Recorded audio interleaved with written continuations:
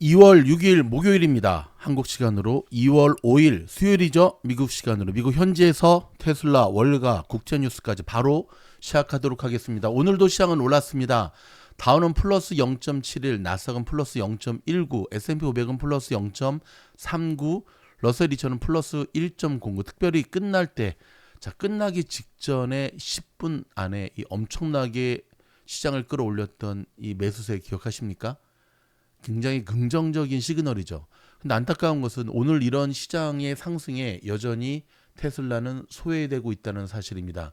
자, 오늘 테슬라 마이너스 3.58%.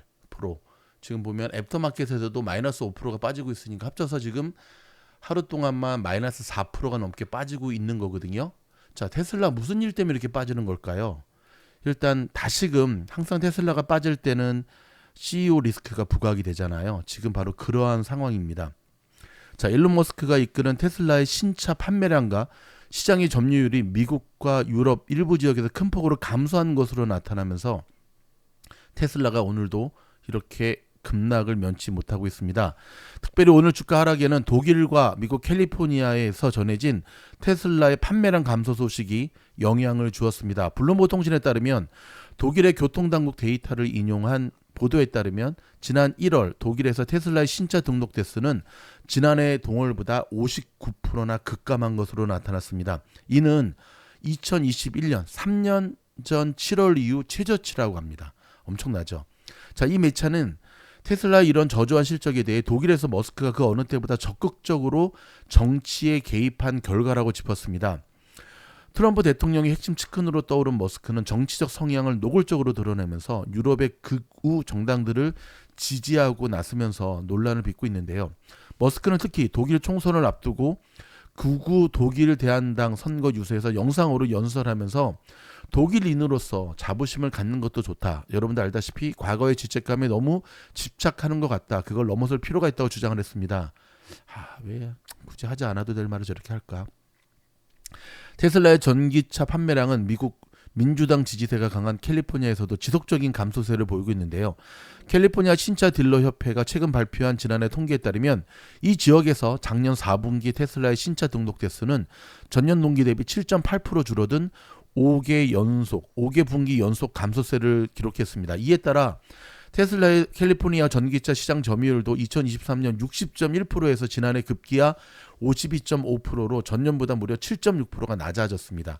자, 미국의 금융 매체인 배런스에 따르면 투자자들은 테슬라의 CEO 일론 머스크의 정치적 치우침이 그의 자동차 회사에 해를 끼치고 있다는 징후를 주시하고 있다고 전했습니다. 그러면서 확실한 증거를 찾기는 쉽지 않지만 일부 수치들은 캘리포니아 주민들과 유럽인들이 머스크에게 등을 돌리고 있음을 보여주는 것일 수 있다고 풀이를 했습니다. 테슬라 주주분들 좀 많이 힘드실 텐데요. 일단은 오늘 테슬라가 이렇게 많이 빠졌는지에 대한 뉴스는 저희가 전해드렸고요. 오늘 저녁 때 그러면 어디까지 테슬라의 반등은 어디서부터 시작이 되는가에 대한 특집 영상을 통해서 다시 한번 또 여러분들을 지원하도록 하겠습니다. 한 가지 확실한 것은 여러분, 자 보십시오. 테슬라는 늘 정확한 스탠스를 갖고 있어야 된다고 말씀을 드렸죠. 엔비디아도 제가 이때 엄청 빠졌을 때 섣불리 들어가면 절대 안 된다고 말씀을 드렸잖아요. 주식은 언제 사야 된다? 추세가 전환될 때. 엔비디아 보면 그저께부터 추세가 전환되는 게 보이시죠? 저희 공부방에 들어오시면 이 추세 전환에 대한 시그널을 받을 수가 있는데요. 이렇듯 테슬라도 지금은 여러분 여전히 하방이 계속해서 이어지고 있어요. 하방이 열린 상태에서 지금 강력한 지지선이 흔들거리고 있거든요. 빠졌다고 들어가면 절대 안 되고 추세가 전환될 때까지. 거래량도 지금 굉장히 안 좋죠. 추세가 전환되지 않으면 어떻게 하느냐? 그럴 리는 없습니다. 시간이 많이 걸릴 뿐입니다. 추세가 전환되는 시그널을 찾기를 원하시는 분 공부방으로 오시기 바랍니다. 맨날 공부방 강조하냐고요? 공부방에 입성하신 분들이 하나같이 하는 얘기가 왜 이제서야 들어왔는지 너무 후회스럽다라고 말씀을 하시거든요. 그럼 제가 여러분 수많은 나간 애들을 살리겠습니까? 아니면 저희 미주노 가족들을 살려야겠습니까? 일단 요까지만 하고 장도 안 좋을 때. 근데 장이 안 좋은 게 아니거든요. 보시면 장이 결코 안 좋은 게 아닌데 종목별로 대응이 안 되면, 그렇죠? 종목별로 대응이 안 되면 이 상승장에서도 소외당할 수가 있고, 그리고 본인의 분명한 매매의 스탠스가 채워지지 않으면 모멘텀 투자를 하시든 아니면 빠질 때마다 모아가는 가치 투자를 하시든 분명한 자신의 스탠스가 세워져 있지 않으면 결국 이 시장에서는 수익을 낼 수 없는, 특별히 2월은 여러분 기억하십시오. 1년 중에 가장 힘든 장이 9월, 그 다음 힘든 장이 2월입니다. 왜 2월의 장이 힘든지 계속해서 우리가 매일 경험하고 있죠. 자, 이런 가운데 미국의 자산 운용사들은 미국의 지금 스태그플레이션 발생이 그 어느 때보다 높아지고 있다라는 이야기를 하고 있습니다. 자, 스태그플레이션이 어떤 뜻인지는 아시죠? 미국의 자산 운용사인 스테이트 스트리트의 선임 글로벌 거치 전력가는 스태그플레이션이 걱정되는 상황이라며 장기물 채권 금리가 단기물 채권 금리보다 더 빠른 속도로 오르는 베어 스티프닝이 예상된다고 밝혔습니다. 그러면서 현재로서는 장기물 채권이 매력적이지 않다고 평가했습니다. 좀 아이러니하죠. 채권은 장기 채권이 사실 매력적이어야 되거든요. 지금 이게 바뀌었다는 거예요. 장기채 금리가 단기채 금리보다 더 빠르게 상승하는 일명 베어 스티프닝이 예상되는데, 이 스태그플레이션이 우려되는 상황이 때 보통 나타나는 현상이죠. 결국 연준이 금리를 인하하기 어렵게 만들 거라는 겁니다. 자, 인플레이션 기대치가 높아질 것이기 때문이기도 한데요. 이론상으로는 이는 수익률 곡선을 평평하게 만드는 환경이기 때문에 그런데, 하지만 현재 시장 내 우려가 크기 때문에 장기물 채권은 다소 매력적이지 않습니다. 이 베어 스프티닝 현상으로 장기 채권에 투자하기 어려운 상황인 거죠. 그러니까 지금까지는 우리가 금리 언제 내리나, 금리 내리는 것만을 바라보면서 금리가 내리면 시장이 올라가니까, 하지만 지금 그 시절도 지금 끝나간다는 게 지금 투자자들이 되게 힘든 상황인 거죠. 애플도 또 연일 악재가 이어지고 있습니다.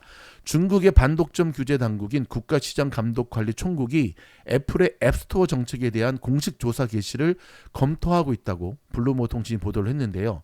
자, 이 사안에 정통한 복수의 소식통은 중국 규제 당국이 애플이 현지 개발자에게 과도한 수수료를 부과하고 있다고 보고 있다고 전했습니다. 아울러 중국 규제 당국은 제3자 웹스토어 및 결제 방식을 금지하는 애플의 정책이 경쟁을 저해하고 중국 소비자에게 불이익을 줄 수 있다고 보고 있는데요. 만약 애플이 정책 변경을 거부할 경우 중국은 공식 조사를 개시할 상황이라고 밝혔습니다.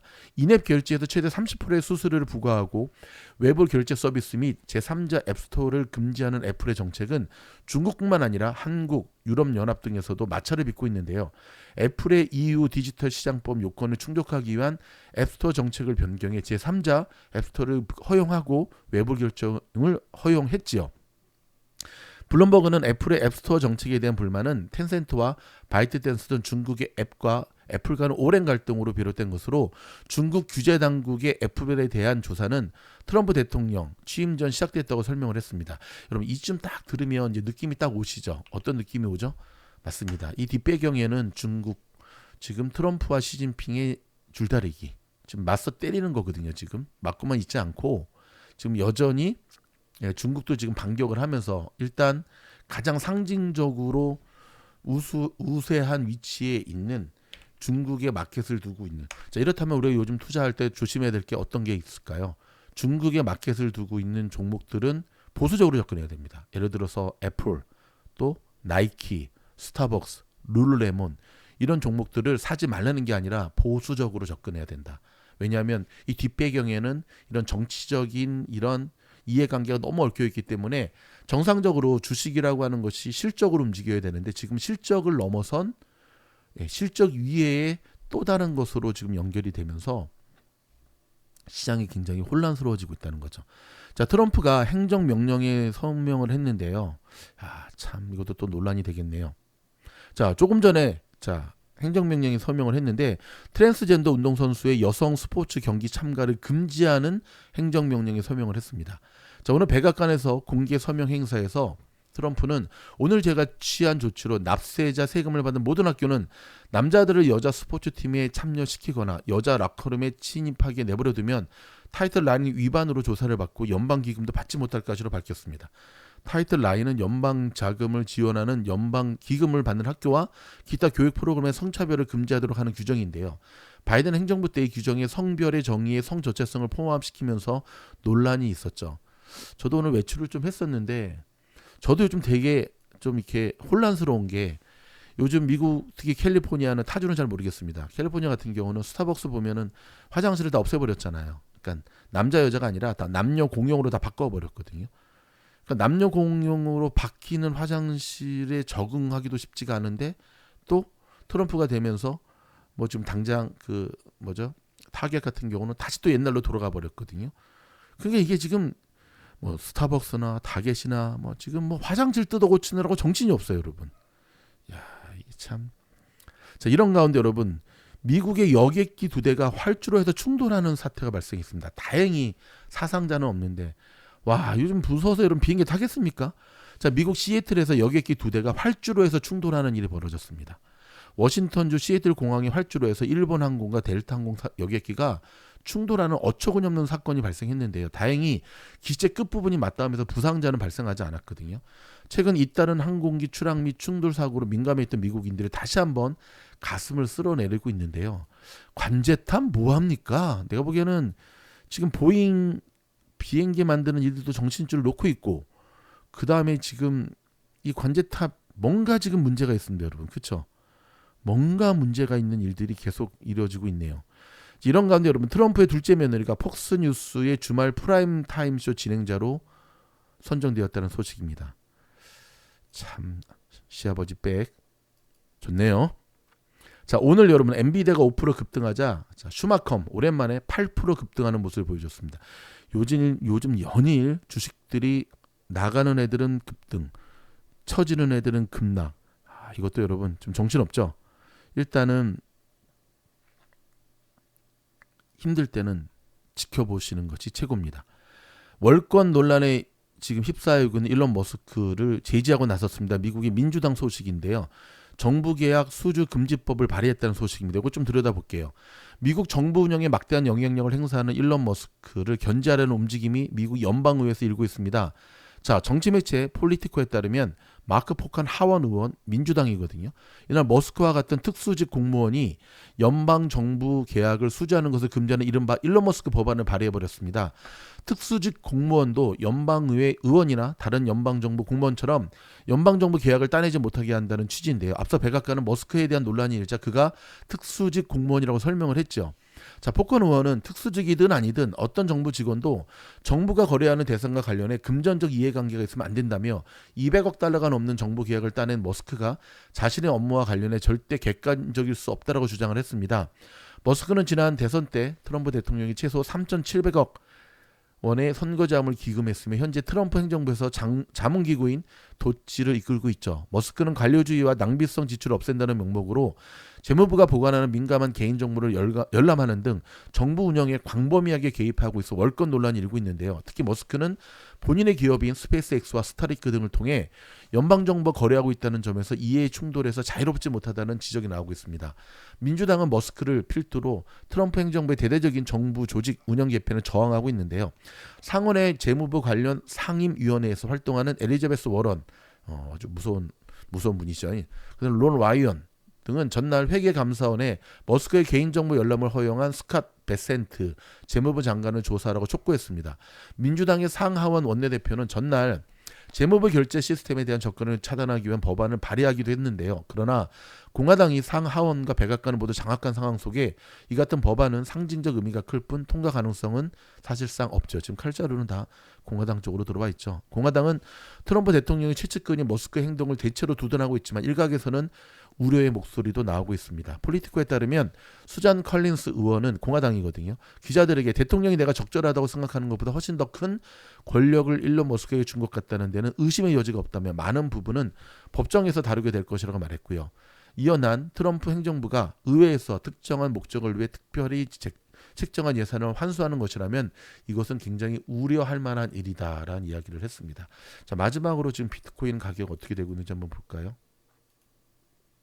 여러분 수많은 지표들보다도 요즘 비트코인이 선행지표 역할을 톡톡히 하고 있는데 96,573을 가르치고 있네요. 현재도 지금 이걸 보여드릴게요. 아직 안 보이시죠? 이렇게 현재 뉴스를 녹음하는 시간이 서부 시간으로 오후 3시 12분이거든요.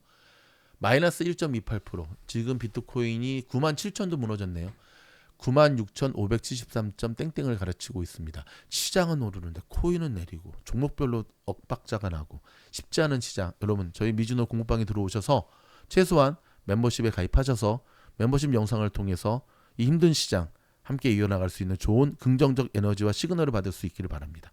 여러분 저희 영상이 도움이 되었다고 한다면 아직도 구독을 안 하시는 분들이 있는데 뭔 배짱인지 모르겠습니다. 구독은 돈도 안 듭니다. 미주노 구독하시고 좋아요 알림 눌러주시면 여러분의 계좌가 회복됩니다. 고맙습니다.